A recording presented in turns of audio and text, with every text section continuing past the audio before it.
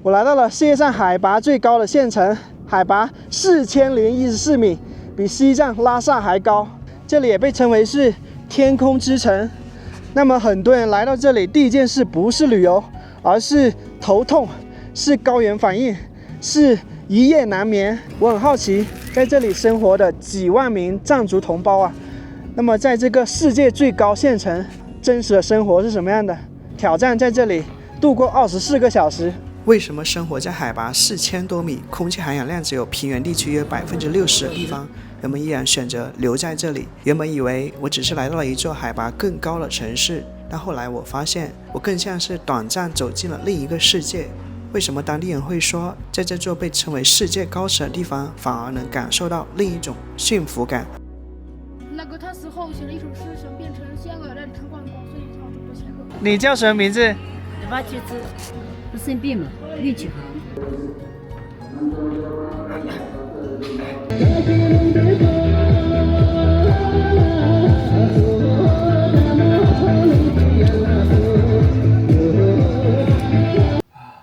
昨晚一晚上睡不着啊，一晚上的头好痛啊，就感觉脑袋沉沉的啊，好痛。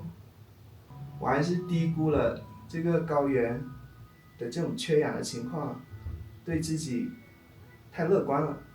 看来今晚还得再找一条供氧的酒店睡觉，不然一晚上的睡眠都是泡汤了。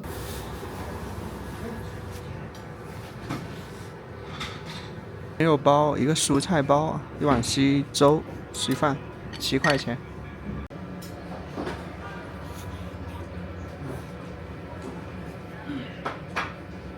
我看当地人也是几个包子，一碗稀饭，一点咸菜，就是一顿早餐了。这个咸肉包馅料还挺饱满的，牛肉馅还有一点火腿、葱花。第一次吃到包子里面是土豆馅的。前面吃的那个是酱香鲜肉包啊，我又加了一个腿子肉芽菜香包，肉的都3块，素的都2块。这肉包都挺不错的。我看了一下，刚才坐这里的都是用现金支付的，只有我用这个微信支付啊，电子支付。第一次看到这个干蛙上来的。啊，干蛙上来，干的，1根20块钱一根。20块钱啊。啊，随便可以吃啊。就这样都可以吃，生吃啊，生的，你看，野生虫草，你看，我是说这个是泥土是吧？啊，没错。哦，就把那泥土清除了就可以吃这个。啊，可以吃啊，你试看看啊。哦，昨天白天挖的。啊，下午下来。啊，就是每年几月份有虫草挖？4月份到5月份。啊，那个2个月左右，小就没得了。啊，这2个多月，6月就没得了。这个是2天挖的，3个人。挖了2天。啊，挖了2天。泡水也可以吃啊，泡酒啊，生的也可以吃啊。你要1根吗？对，要1根。你家乡在哪里？广西的。广西的。喂。颜色是金色的呢。每年靠挖这个虫草，一家人能挣多少钱？一家人现在挣不到多少钱，现在虫草也加管不到好多钱。以前的话，这个就是30多，现在加快了。现在为什么降价了？不晓得，我也不知道，加快了不是？那比如说往年哈，挣得多的话，一年能挣多少钱呢？一年，去年前的话，一个人2-3万。一个人2-3万啊，一家有3个人就5-6万，差不多5-6万。那现在呢？现在呢，我这挖到一个人就是1万左右。就挖3个月啊，1万多一点。3个月挖不到2个月。就吃黄色那个部分是吗？我跟你说干净啊。从来没吃过。我这样子吃都可以啊。这个是野生的。野生的啊。我们这加的话可以报警。今天能卖完吗？今天随便挖的完。卖得完？卖得完嘛。有些人抓一把这样子买起走。你除了靠这个挖虫草收入以外，还有别的收入途径吗？有没有养牦牛啊，或者是？牦牛没得了，牦牛没得了。牦牛以前卖了。已经卖完了。卖完了啊！咱修了房子啊，我搬到这来了，搬到乡下了。我以前是乡下。在这里买房了。啊，在没买房，我买了个地址，再修了个啥？修了房子。哦，就买了块地皮。哦哟。建了房子。啊，就这样子。还有捡菌子啊，那些我们这儿没得，但是其他地方捡。小伙子，你这个泡酒啊、泡水可以吃，泡水也可以吃。泡水可以吃。我相信很多人没有。我也没吃过，我吃不起。你吃不起？我吃不起嘛，肯定吃不起嘛，是吧？你自己挖了怎么会吃不起呢？你吃不起啊，我吃不起。基本上是无色无味的，有点像吃那种生的花生啊，好像是。来到理塘的这几天，我刚好遇上当地一年里特别的季节——虫草季。如果这个时候你走入到理塘的乡村，你会看到很少的人啊，因为人们都上山挖虫草了。冬虫夏草并不是植物，而是一种生长在高海拔地区由真菌和昆虫共同形成的特殊生命体。因为数量稀少，也被很多人视为珍贵药材。那么每年春夏之交，也就是4月、5月啊，随着高原积雪逐渐融化，不少当地人都会前往更高海拔的山上寻找虫草。对许多生活在理塘的藏族家庭来说，虫草不仅仅是一种山里的产物，更是一年里重要的收入来源。在理塘的街头呢，我每天出门都能看到很多人围在一起啊。他们有的人是刚从山上回来，有人蹲在路边仔细整理虫草，也有人在市场里售卖刚刚采挖的新鲜虫草。就这样子可以吃。可以。这个有什么功效吗？功效吗？我听不懂。听不懂。吃个平时的，我翻不了。吃个平时的来。别那种。这个样子好行，身体好，免疫力好。这个样好行。一天要吃几根最好？一天吃1斤2斤差不多，2斤3斤。说到之前是为的是补脾的，补身体的，主要是治癌的嘛，治癌症，预防癌症。买了刷了，针孔放到冰箱里头。再想吃的时候打开拆开。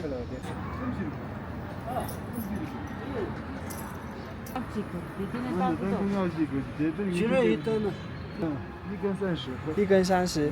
什么时候挖的？昨天挖的。昨天挖的。这是他妈的真的。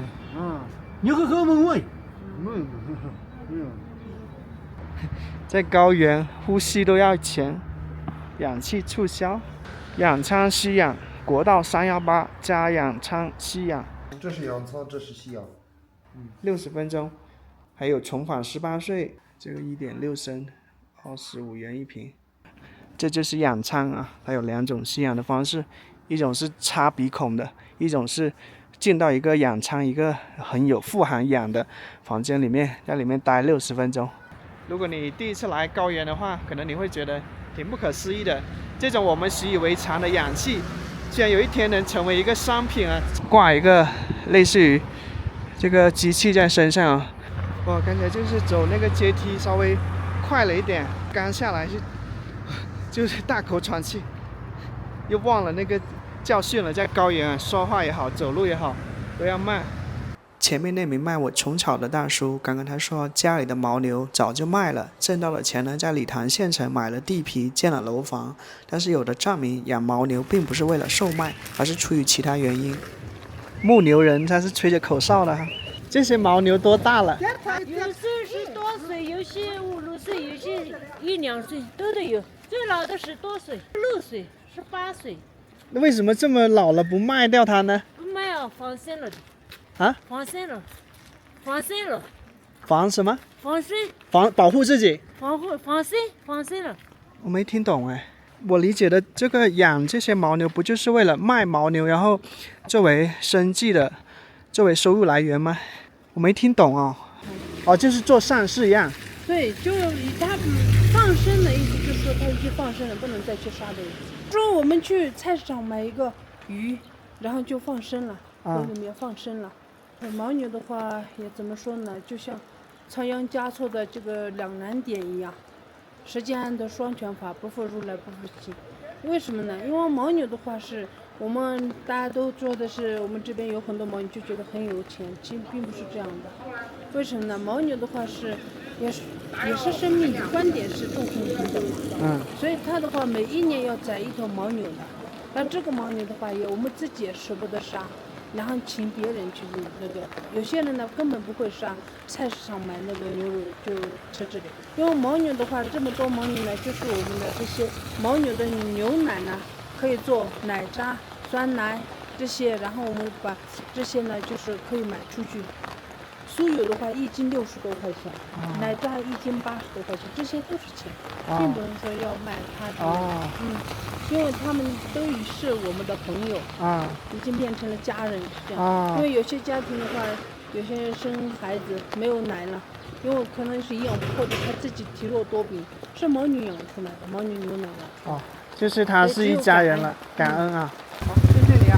不谢，你这个下雨的时候，不能拿这个或者手机，昨天都批了一个，你再拿的话有点危险。谢谢。这边天很近。哎呀，太危险了。他说昨天有一个拿着相机的被雷劈了一个，下雨天不能拿这个，好奇怪啊！上面那个山坡为什么变成白色了呢？是阳光折射的原因吗？雨变小了一点。在玛尼堆呢，我们也看到了一个牛头骨啊。在康巴藏族啊，他们视牛为这个民族的图腾崇拜，那么会将这个牛头骨挂在家门前。在这座城市啊，很多地方能看到仙鹤的元素。大家也许不知道这一位达赖啊，但是肯定听过他的诗歌，听过他的传奇的爱情故事。同学你好，为什么礼堂那么多仙鹤的图案呢？因为礼堂一个地方有很多那个仙鹤。那个礼堂有一位诗人，那个名字好像仓央嘉措。对的。仓央嘉措，那个他死后写了一首诗，想变成仙鹤来礼堂逛一逛，所以才有这么多仙鹤。这是一个小朋友，好可爱。放学了，一边走路回家一边唱歌。洁白的仙鹤，借我一双翅膀，我不会远走高飞，飞到礼堂我就返回。在礼堂的街头，很难不看到仙鹤的图像。同时呢，也很难不想起一个名字——仓央嘉措。仓央嘉措是藏传佛教历史上的6世达赖，也是一位留下许多诗句的诗人，比如那句“世间安得两全法，不负如来不负卿”。短短的几句话呢，几百年来被无数人反复传颂。虽然呢，他不是礼堂人，但因为他的那一首洁白的仙鹤，仅借我一双翅膀，不会飞得太远，到礼堂转一转就回来，也让礼堂呢跟仙鹤渐渐被联系起来了。仙鹤也成为了礼堂重要的文化符号。所以在这里呢，我们会看到仙鹤出现在街道、雕塑、城市的许多角落。它不仅是一种装饰，更像是一种关于远方、自由跟思念的隐喻。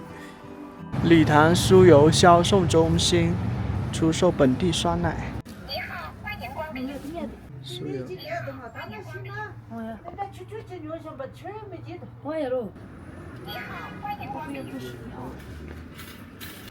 又下雨了，这个礼堂天气好奇怪，就是晴一会儿雨一会儿，晴一会儿雨一会儿，变来变去的。我刚才进了一家酥油店啊，这个酥油20元500克，好一点的35元500克。那么藏族人家每天早上啊，早餐都要喝点酥油茶的，把茶叶煮开以后呢，就放一点盐巴，再放一点这个酥油进去，搅拌就成了酥油茶。那里还有一桶一桶的酸奶，我晚上回去想买一桶这个酸奶啊。唉，又下雨了。礼堂县城中菜市场。大疆可以拍好看一点。对，可以。Hello， 大家好，欢迎来礼堂玩。你毕业了吗？我毕业了，我大学刚毕业。大学毕业了。大学毕业了，我不是考了这个嘛，户考，最好是在本地考。有没有想过就是离开这里去别的？我刚开始实习的时候就在成都实习的，没想过那里太累了，不行。还是喜欢这里？对，这里好，这里人都是挺好的，反正这边压力大。礼堂的菜市场还有一个屏幕说礼堂牦牛肉今日价格：牛排40元500克，牛腱43元500克，牛肉50元500克。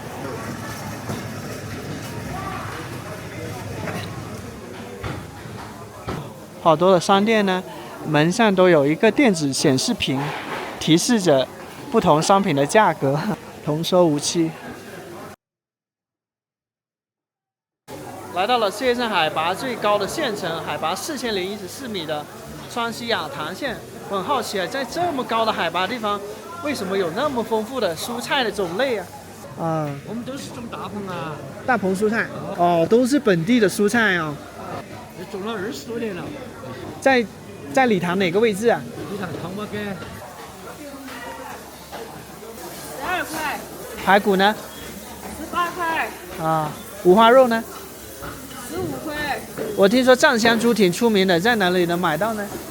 要冬天的时候才有，冬天就不好养嘛，只有现在开始养到冬天的时候就可以卖了嘛。太冷了是吧？对。这边冬天最冷有多少度呀？零下20度。哇，这么冷呀？眉山的。哎。苏东坡的那个故乡嘛。哎，对对。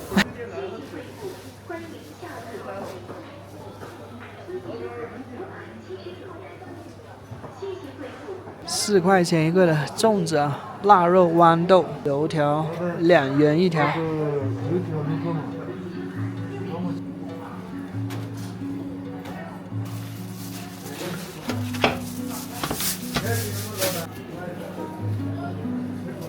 开多久了？您在这里？3年多了。3年多了。南充的啊，好像这个市场做生意的都是外地的。本地的有钱呀，他不需要做生意啊。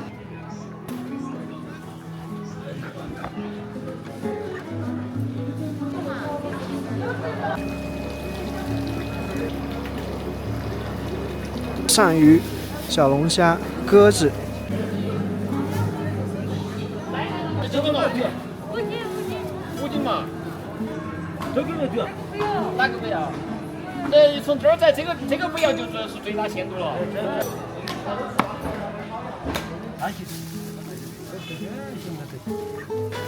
老板你好。就这样缝还是补一个补丁？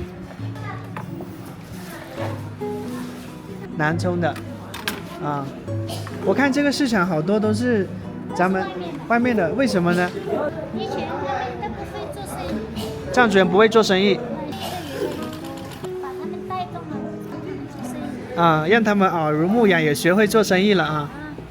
以前他们好多都做不来，很多事情都做不来，以前太农户了。现在这里面对以前那些年龄大的汉化的手艺，现在人家普通话都说得很好。现在年轻人普通话都，就上幼儿园的孩子说普通话说得很好。25年了。变化大呀，像城市建设呀、市案啊这些都很好了。啊。以前市案也不好，建设条件也不好。我听说以前他们穷嘛，就是拦路抢劫的这个事情常有发生的。提高了嘛？素质提高了。以前要野蛮一些嘛，现在没有那么野蛮了。在这里缝了一个贴纸在这里啊，5块钱。刚才那名帮我缝衣服的大姐对谈中，她告诉我一个难忘的细节。她说现在礼堂的生活好多了，因为氧气含量变高了，过去绿植跟树木不像今天那么多，空气中的含氧量呢也不像现在那么高。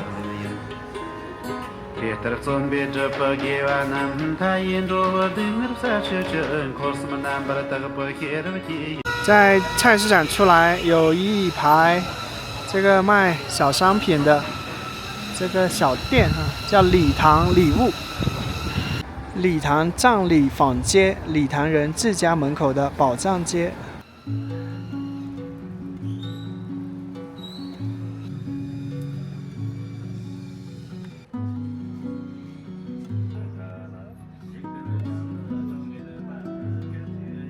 我想请问一下，这个是藏文吗？藏文。藏文。嘛，经书嘛，我是三大的。啊。国佛是这种。啊。还有那个。活佛。这是三刀你去过没有？哪里？三刀。色达。啊，我也。色达。什么？三刀的活佛就这个。哦。咱们这里的小孩还会写藏文、念藏文吗？什么都可以会，他们读书都有藏文嘛。有些人会，有些人不会。就我3个小孩，他们会念。你教的还是学校教的？他们学校里教的。啊。他们学校里没有什么念记的，但是可以学藏文。年纪没有什么年纪，我这是都是年纪的嘛。有些人很喜欢藏文，真的，就是学不到的话，就想哭的样子，这种有，真的这种，但是说不清楚的事情。我们是小的时候也没有这个条件嘛，上学的也以前是不上学也可以，上学也可以嘛，这种样子嘛。但是我们都是30多岁了，但是我没上学过，但是后来我也后悔了嘛，什么都藏文也不知道，汉文也不知道嘛，也一个年纪的话就也好好的念不来，真的很傻。咱我坚持学了，差不多学了3、4年了，现在一点点会了，这样子。你好棒啊！靠后天的努力，然后。其实我现在读这个时候，我也不是什么找不到什么工作，什么未来的什么兴趣，什么都没有嘛。但是我的心意嘛，这是我的念经嘛，我喜欢念经，只相信活佛。实际上是死了也相信他，活了也相信他嘛。其他是说实话，有也可以，没有也这种样子。活佛是念经是我的最主要的一个，还是这中间是我父母嘛，在其他我也不管了，真的，我的心是这种样子，就这样子，天天我念，天天努力念，努力，没有人教我。再后来现在长大了，我也3个孩子的妈妈了，等我自己坚持了，这个我的梦想，我走过了，我会念几句，我走过了，在其他没得啥子，梦想这种样子，就是，但是坚持一点就可以，但是我只能会念经的话，就其他我就不管了。谢谢你啊！没事，谢谢。加西德勒。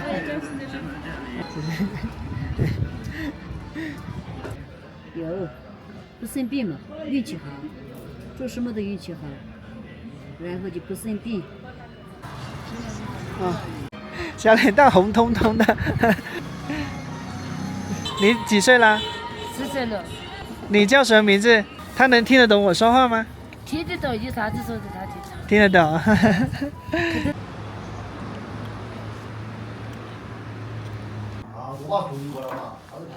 张姐，您在这里做生意好多年了吧10年了。10年了。喜欢这里吗？哎呀，咋说啊？这里高的还太高了。我喜欢这里啊，那我的山都可以这里当股东的，你看嘛。对，这里我就是过来避暑的。广西35、6度，跟重庆一样热。哎呦，35么多。最高温度就是22度。这样子就20多度。你家乡哪里的？邛崃，成都邛崃。你想过就是离开这里吗？去别的地方做生意？不得。不得。我是老婆来这里做工作，不然我都不得来了，太高了。每次回京来难受得很。现在适应了吗？10年了。每次回京来都不适应了嘛。每次回来都不行。都要等几天，只能说没得那么热，还太高，太高了，缺氧了嘛。你来10年了还会缺氧啊？咋不然？他们本地人出去来的都缺氧。你觉得缺氧以后人是不是脑子转得慢了一些？那不动，从我心脏要动才感觉。会变傻吗？是干啥？心脏这一肯定要增大，就是时间长的话，心脏没肺那小，肯定要长。有水越出，没得水越傻。这就是，年生活费嘛，这里。这里煮什么都要高压锅是吧？是。不然煮不开。煮不开，煮不熟，煮不熟。煮面条也要经那个火面随便下厨都煮不熟。现在电视台拍电视节目都不用大的那个相机了，都用这个。都是用这个。对。这就把它加起子头了，起子头给我们吃的。我看一下你们的伙食好不好？这个就是大公交的伙食。那个抄手啊。你们说的是馄饨啊？我们说云吞，广西说云吞嘛。谢谢姐姐，太有亲和力了。谢谢。对了。谢谢，笑起来脸蛋红扑扑的。走过3年6个月做拉萨，走路。就是走路去西藏，你怎么看他们的？哎呀，他那个走西藏，我走今天走了30公里，哎呀，早时候单位节嘛，现在调成这样子，晓得不嘛？一条路上开起车子，那是他们的信仰。不是信仰，他要不赚钱，他要挣钱啊！就那一直走啥子？哎呀，早时快来，随便顺风车再回去又不想掏钱，晓得不？他们就是那个性格，他就赚了30万，那个应该挣点钱。默认就是加麻辣的，皮薄馅厚，不错。这个礼堂吃过最有性价比，好吃，好吃。他说再要点水。够了，我吃够了哈，抄手好吃。少吃点呗。在理塘县呢，很多的这个餐厅啊、店铺啊，是四川各个地级市的一个人啊来这边做生意的，眉山呀、乐山呀、邛崃呀、成都呀。昨天坐这个车30分钟花了我18块钱。全面建成州域副中心、康南中心、现代化礼堂。现在甘孜州的中心在康定嘛，那它的一个愿景就是成为康定之后的一个第2大城市。走在礼堂街头，我们不难看到很多人的手里轻轻拨动着一串念珠。对很多生活在这里的人来说，信仰不是一种刻意进行的仪式，而更像是一种融入日常的生活方式。有人走路时轻声念着经文，有人坐着发呆，手里的念珠呢也缓缓转动。它们并不遥远，也不神秘，而是安静地存在于很多人的一天之中。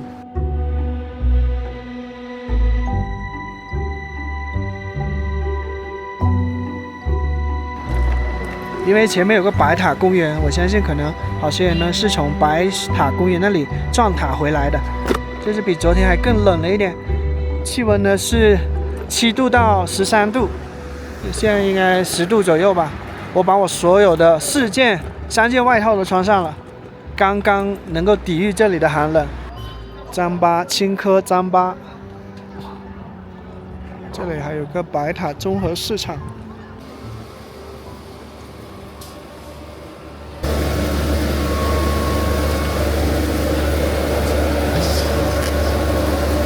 请问一下，这个就是青稞去壳子吗？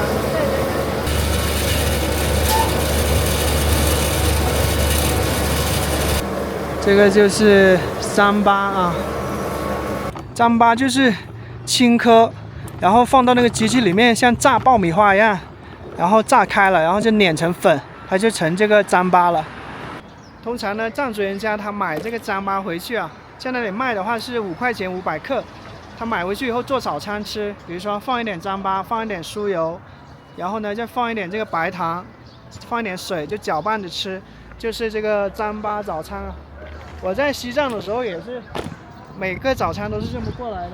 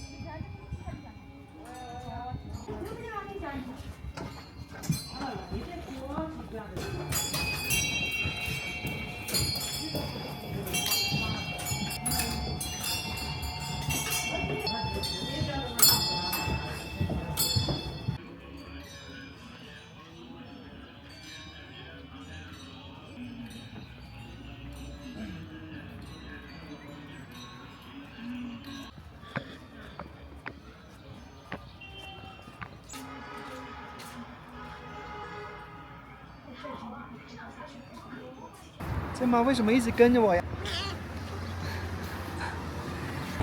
现在去一个天葬台，这2天一直下雨，待会儿呢我们就能看到礼堂当地的蔬菜大棚了啊。哦，这里是康巴村一组。哦，这雨太大了，先躲一躲雨。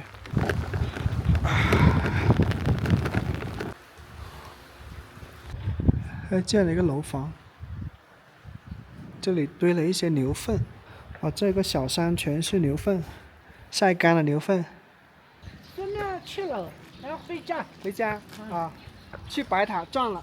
转完了。8点钟转到12点，4个小时了。哦。哇，3层哦，好大。哇，你家房子好漂亮，谢谢，再见。你看，路边一个可能其貌不扬的大娘吧，就是家里面百万富翁的，甚至千万富翁。你看，这么大一个房子，400-500平米，啊，天啊！你看这个铺面都有5个。就是我在路上走嘛，他说你好，他主动跟我打招呼。好大，这些房子，谁能说这些藏民穷呢？这些房子建起来不得？你看，像建这栋房子，你看有一些他可能没有很多的楼房，但是他家院子大，院子堆满了杂物、摩托车。你看小小的房子坐拥那么大一个院子，一户户的豪宅。如果这个地方是比较靠近县城的话，那这3个铺面就值不少钱了。这个地方在县城的边缘的位置吧，但是从这里走到那个县城的中心也就1.5公里。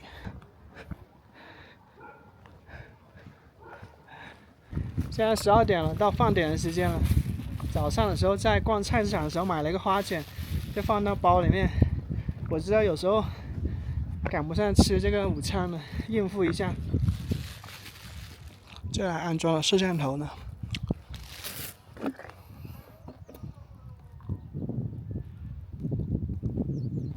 现在这户人家好像没有这个院墙啊，用铁丝网围了一个院子。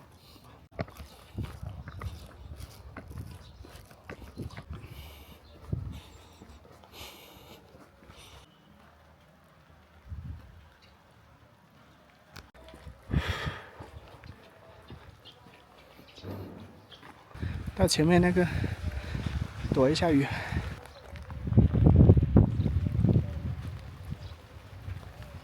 我刚来到这，顶上的那个播音器就说你已进入警戒区域，请立刻离开。这里是警戒区域吗？租了多少地在这里？租了3-4个棚子。种什么菜呢？种蔬菜。这就是理塘的这个蔬菜基地了，理塘人民的菜篮子。这些蔬菜大棚面对的就是眼前的这一幕，前面呢就是天葬台，我还得再绕个弯，还得绕远路啊，绕个大弯。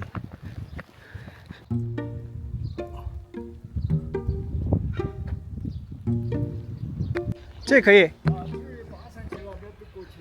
好，谢谢啊。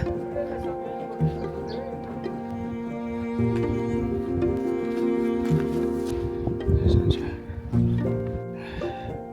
要爬坡，真累。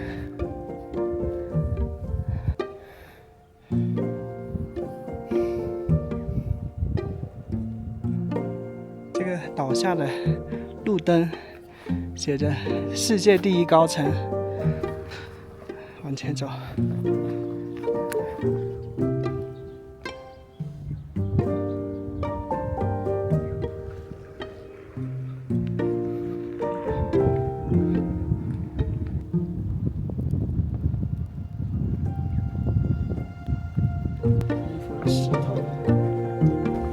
那片蔬菜大棚，大概有一个足球场那么大。哎，沿着这条小路一直往前。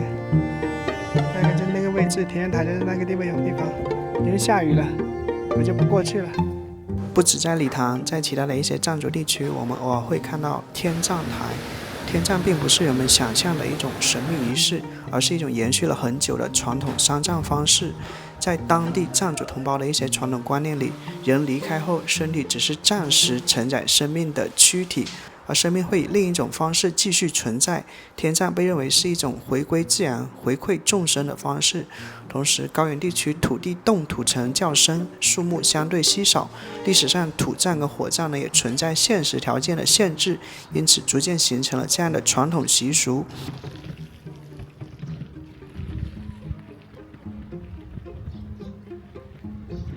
谁家做饭了？我闻到那个肉的香气了，把我搞饿了。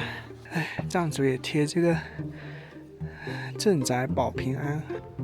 一些村民呢是很传统的藏式的民居啊，像这户的话，就有点出类拔萃了。刚才走的是康巴村，现在就来到车马村了。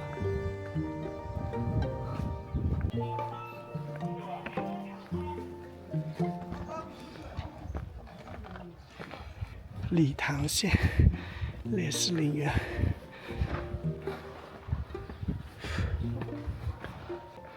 仙鹤园，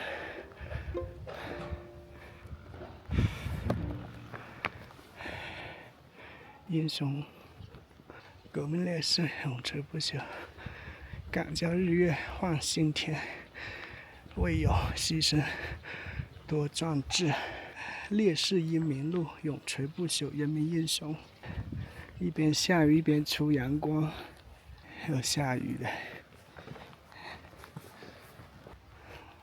红军跟藏民协力，整个烈士陵园只有我一名游客。大概几天后，去到了甘孜州藏族博物馆，了解到当年红军长征经过甘孜州时，其中甘孜州下辖的17个县城，红军呢就走过约15个县。当地的藏族同胞给予红军巨大的帮助，提供粮食物资，也帮助队伍度过一道道艰难险阻。英雄是民族最闪亮的坐标，无名烈士。对一切为国家、为民族、为和平付出宝贵生命的人们，不管时代怎么变化，我们都要永远铭记他们的牺牲与奉献。现在国家发展了，人民生活改善了，我们要饮水思源，不能忘记革命先辈。理塘县陈列馆一个工作人员都没看到。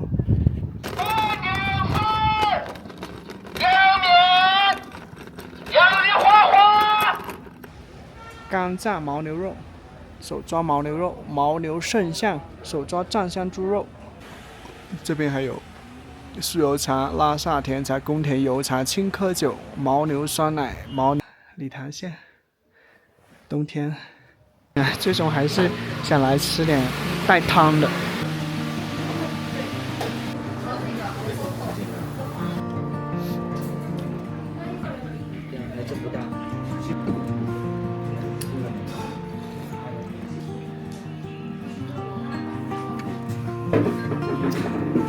喝了一口暖暖的乌鸡汤，一碗乌鸡汤，小碗17元，加一个鸡翅13元。这家连锁乌鸡汤粉啊，它店采用的4个员工全是当地人。这些当地的皮肤黝黑的女孩呢，业务没有很熟练，但是就态度很认真啊。他们也在适应这种新的一个连锁店的这种成熟的一个商业，什么都按标准化来。本来是送到我这个桌的，送到后面那个桌了。就是小女孩还是有点生涩啊，真的是为当地创造了就业。